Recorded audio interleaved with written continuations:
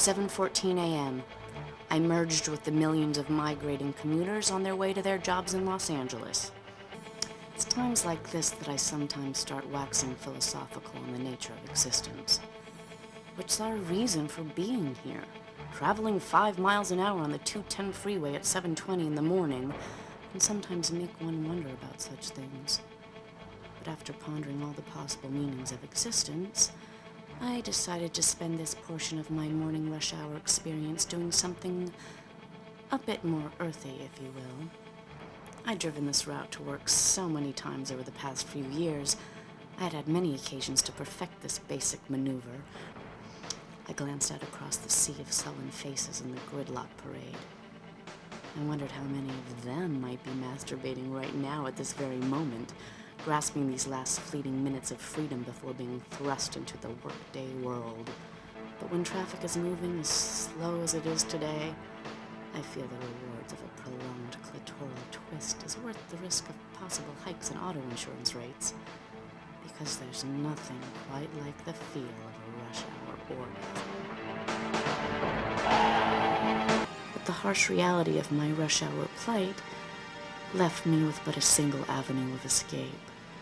As I felt my hand slip under my skirt, my fingers pulling back the silk curtain that fronted the main stage, I let the performance begin for the most captive of all audiences, myself. It always used to amaze me how the people who seemed the most normal in public were usually the most perverted behind closed doors.